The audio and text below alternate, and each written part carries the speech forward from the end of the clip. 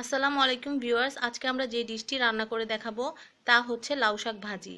লাউ শাক ভাজি তৈরি করতে আমরা কিভাবে তৈরি করেছি তা এখন আমরা আপনাদেরকে দেখাবো। চলুন তাহলে দেখি কিভাবে লাউ শাক ভাজি করতে হয়। চলুন ভিউয়ার্স, আজকে আমরা যে ডিশটি তৈরি করব তা হচ্ছে লাউ শাক ভাজি। লাউ শাক ভাজি তৈরি করতে আমাদের লাগছে লাউ শাক।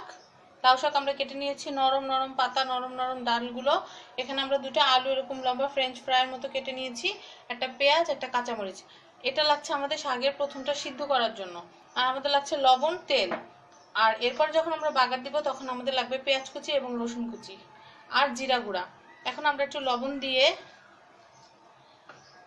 দিয়ে আমরা চুলাটা জ্বালিয়ে দিলাম। চুলাটা জ্বালিয়ে দিয়ে আমরা তেল ছাড়া প্রথমে আমরা এই শাক আর আলুকে নেড়ে আমরা ঢেকে দেব। আমরা এখানে 4টা কাঁচামরিচ নিয়েছি, একটা পেঁয়াজ নিয়েছি। আমরা এভাবে শাকটাকে একটু নেড়ে আমরা প্যানটা ঢেকে দিব। যেহেতু শাকটা একবারে তাজা, শাক থেকে একটা পানি বের হয়ে অটোমেটিক এটা সিদ্ধ হয়ে থাকবে। আমরা এটাকে এভাবে চুলার উপরে 5 থেকে 7 মিনিটের মতো রান্না করব, তাহলে আমাদের শাকটা প্রায় সিদ্ধ হয়ে যাবে।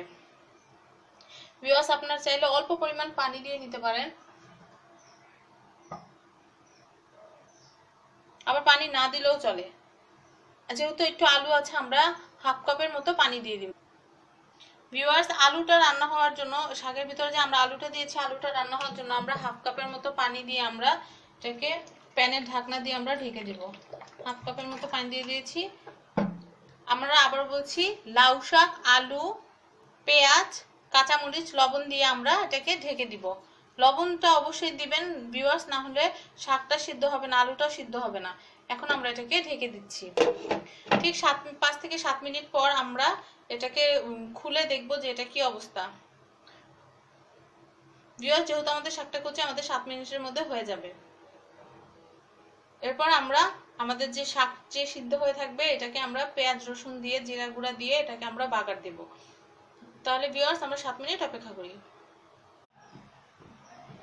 ভিউয়ার্স, আমাদের শাকটা সিদ্ধ হয়ে গিয়েছে। এখন আমরা আমাদের বাগার দিয়ে দিব। তেলের বাগার দিতে আমাদের লাগছে পেঁয়াজ 2টা কুচি করা, রসুন 1টা কুচি করা, জিরা গুঁড়া এবং একটা শুকনো মরিচ। আমরা কড়াইয়ে তেল গরম করতে দিয়ে দিয়েছি। আমরা এখন শুকনো মরিচটা দিয়ে নেব। তারপরে জিরা সহ আমরা আমাদের পেঁয়াজ আর রসুনটা ভাজতে দিয়ে দেব। একদম মচমচে করে ভাজা হবে।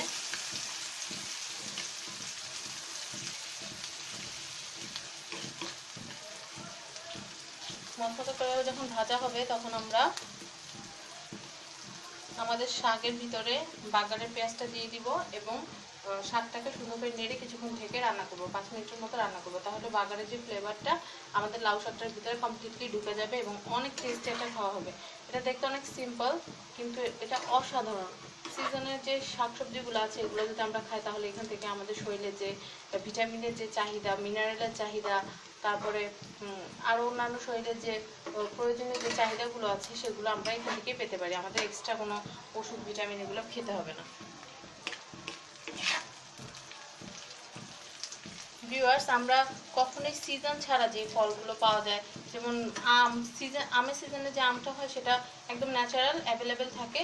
দেখা যায় যে ওরা মানে যারা বিক্রি করে তারা করতে পারে না, কেমিক্যাল দেয় না। কিন্তু সিজন ছাড়া আমরা যে ফলগুলো খাই, এগুলোর দাম দিয়ে খাই, কিন্তু দেখা যায় ওগুলোতে বিষাক্ত ধরনের কেমিক্যাল থাকে। তাই আমরা ওগুলো অ্যাভয়েড করব। যখন যে জিনিসটা বেশি থাকে, বাজারে বেশি পাওয়া যায়, আমরা ওই জিনিসটাই খাবো, যেটা আমাদের শরীরের জন্য ভালো হবে। ভিউয়ার্স, আমাদের পেঁয়াজটা অনেকটা ভাজা ভাজা হয়ে এসেছে, হালকা ব্রাউন কালার হয়েছে। আমরা একদম পুরোপুরি ভেজে আমাদের যে ইটার ভিতরে দিয়ে নেব, আমরা আমাদের শাকের ভিতর দিয়ে নেব।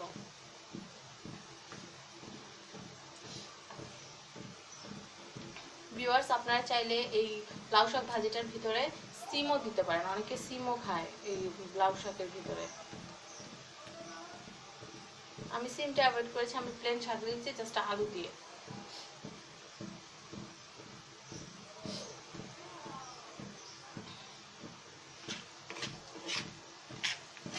যে পাশটা বেশি ভাজা হয়ে যাচ্ছে, আমি এটা একটু মিলিয়ে দিচ্ছি যেন সব দিকটা একদম সুন্দর মতো ভাজা হয়। ভিউয়ার্স, আমরা ফার্স্টেই লবণ দিয়ে দিয়েছি, কাঁচামরিচ দিয়ে দিয়েছি। এটা শুকনো মরিচটা আমি দিলাম জাস্ট ফ্লেভারের জন্য।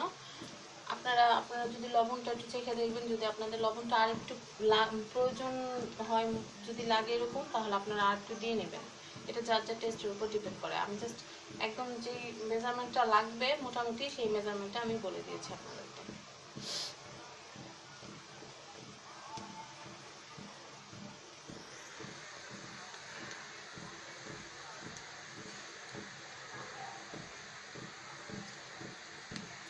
ভিউয়ার্স, আমাদের পেঁয়াজটা ভাজা হচ্ছে।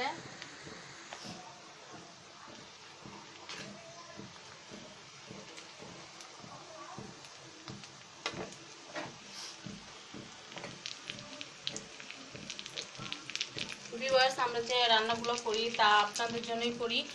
ভিউয়ার্স, আপনারা যদি কোনো রান্না যদি আপনাদের দেখতে ইচ্ছা হয় তাহলে প্লিজ কমেন্টে জানাবেন, জানালে খুব ভালো লাগে। মনে হয় যে আপনারা দেখছেন বা আপনারা আমাদের সাপোর্ট করছেন, আমাদের পাশে আছেন।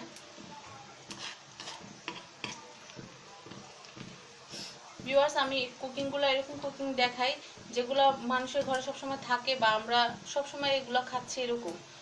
আমি এমন একটা কঠিন জিনিস বললাম যেটা আপনাদের কাছে নেই, সেটা আপনারা তৈরি করতে পারলেন না, এরকম কোনো কঠিন কোনো রেসিপি দিলে দেখা যায় যে আমরা নিজেরাও করতে পারি না। আমরা অনেক কুকিং যে ইগুলো দেখি, শোগুলো দেখি, ওগুলাতে এমন অনেক কঠিন কঠিন জিনিস বলে যেগুলো দেখা যায় আমরা জোগাড় করতে পারি না, তাই ওই জিনিসটা রান্না করতে পারি না। তাই এমন সোজা সোজা জিনিসগুলো দিয়ে রান্না করবো আমরা, আমি রান্না করে দেখাই যাতে আমরা যে কোনো সময় চট করে জিনিসটা করতে পারি। আর ভিউয়ার্স, যদি আমি কোনো ডেজার্ট তৈরি করি, ডেজার্টে যেই মেইন করে, যেমন ডেজার্টের যে আমাদের কাস্টার্ড পাউডার, জেলি পাউডার, এগুলো কত দিয়ে এনেছি, কোথায় পাওয়া যাবে, এগুলো আমি বিস্তারিত আপনাদেরকে বলে দেবো, তাহলে আপনাদের এটা খুঁজতে আর হয়রানি হতে হবে না। ভিউয়ার্স, আমাদের ভাজা হয়ে গিয়েছে প্রায়।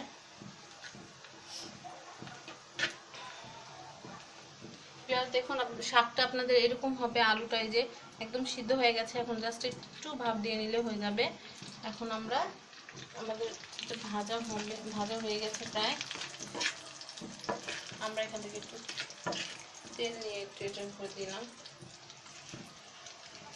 ভিউয়ার্স, অনেকে বাগার দেওয়ার সময় শাকটাকে এটার ভিতর দিয়ে দেয়, ওইটাও হয়, কিন্তু আমরা রিস্ক নেব না। অনেক সময় চুলায় আগুন বেশি থাকলে দেখা যায় বাগার দিতে গেলে ডালের বেলায় বা এরকম শাকের বেলায় আগুন উপরের দিকে উঠে যায়। তো এটা আমরা অ্যাভয়েড করার জন্য আমরা ভাজা জিনিসটাকে আমরা যে ভাজলাম এটা, সেই ভাজাটাকে আমরা আমাদের শাকের উপরে দিয়ে নেব। ভিউয়ার্স, আমাদের পেঁয়াজটা ভাজা হয়ে গেছে। আমরা এখন এটাকে আমরা যে শাকটা করে রেখেছি আমরা ওটার ভিতরে দিয়ে নেব। তেলটা যখন আমরা এখানে দিয়ে দিয়েছি, এখন আরও ভয়টা নেই। এখন আমরা আমাদের শাকের ভিতরে এটা দিয়ে দেখুন এখানে ফুটছে, আমরা এটাকে দিয়ে নেড়ে চেড়ে আমরা এটার ভিতরে দিয়ে নেব। আমরা নামিয়ে ভিউয়ার্স, আমরা এখন আমাদের আমাদের কড়াইটাকে আমরা ক্লিন করে নিলাম। আমাদের সব যে ভাজা পেঁয়াজগুলো সব কড়াইতে চলে এসেছে। এখন আমরা এটাকে 5 মিনিটের মতো রান্না করব। ভিউয়ার্স, আমরা চাইলে একটু লবণ দিয়ে নিতে পারি। দেখুন খুব সুন্দর গ্লেজি একটা ভাব চলে এসেছে।